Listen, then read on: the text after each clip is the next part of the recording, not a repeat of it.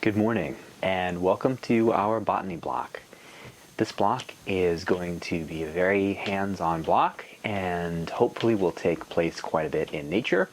We'll see how that works out. The main things that I want you to know about the Botany Block is that basically botany is the study of plants, and we're going to look at a few different ways in which plants exist and the ways that we think about plants. Because people have a tendency to think that only people are the most important thing in the world, and they kind of forget about plants. And you can see that as we have built up our world around us and pushed the plants to the side to make room for the people. So what we're going to do is we're going to look at all these different types of plants and algae and fungi and all kinds of different things that are living and growing. And we're going to talk about their existence and the structures that make those things up and their importance to us as people. So stay tuned, and I look forward to seeing you in all of the next videos that we have upcoming. So to start out, as I said, botany is the word that is, it just means the study of plants. And so for the most part, we are going to be studying plants in this block. Plants are made up of the elements. You have the sun shining down, and what the plants are going to do is they're going to eat that sun. So you have this fiery sun coming down from above, and the plants are going to eat up that fiery sun, and that's actually what they use for the most part as their food. Most plants. What we're going to discover is that plants are really different, but that they also have a lot of similarities. So then, you also have the soil. You have most plants grow out of the ground, and so you have this soil that they put their roots down into, and then they're rooted there in the earth. That keeps them nice and stable. And then plants need to drink water, just like us. Their bodies are comprised significantly of water, most plants. And so they're going to, most of them, suck up water through those roots, take in all kinds of micronutrients and macronutrients through their roots. They're going to take those up into the plant, into their body, so that they can eat.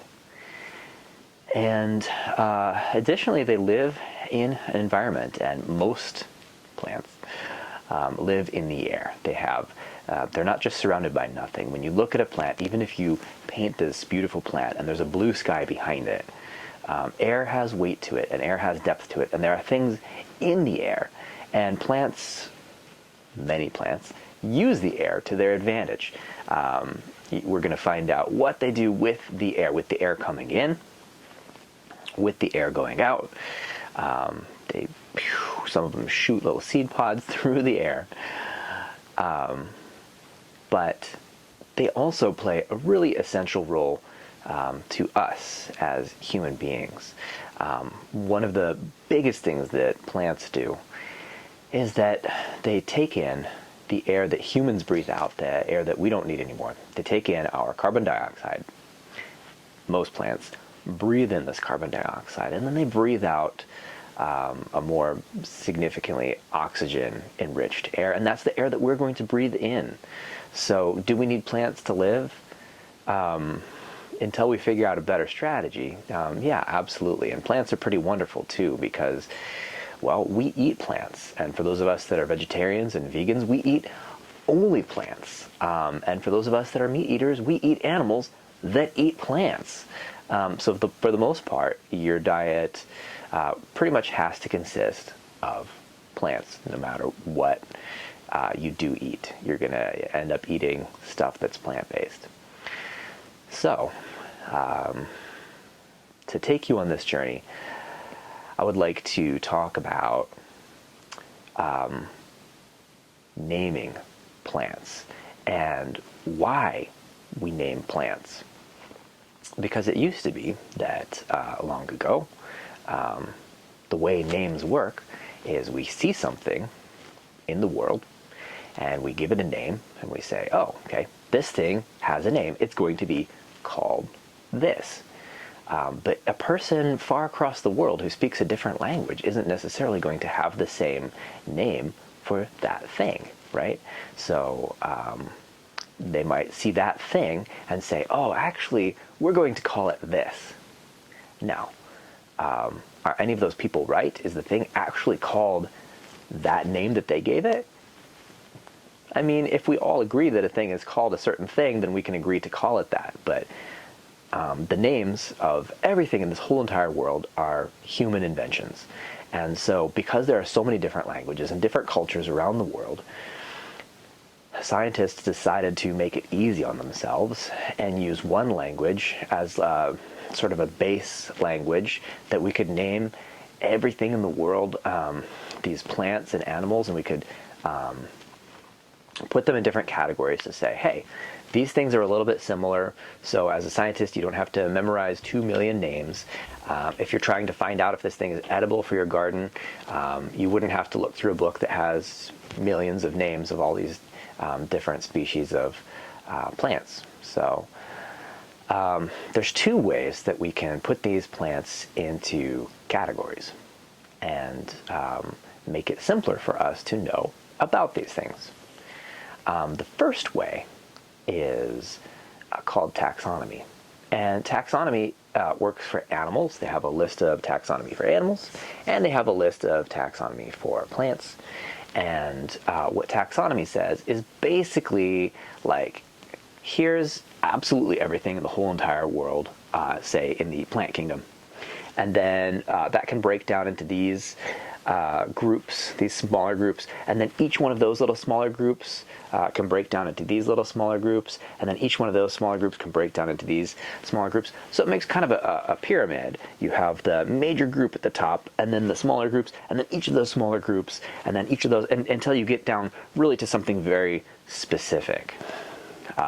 So as you'll learn, you know, there are so many different types of beans that people have grown to eat throughout the world. Now, beans are going to be part of a smaller group, and so you have all these different types of beans, all these different varieties, and they're going to be part of a different group, and then that's going to be part of a different group. So we'll learn more about that. Now again, that word, that's taxonomy. When we are talking about the way in which we classify the plants.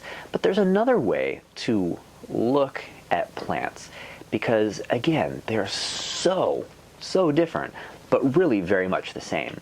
So the other way in which we can look at plants is we can say some of these plants have seeds so that they can continue to exist, and some of these plants don't have seeds.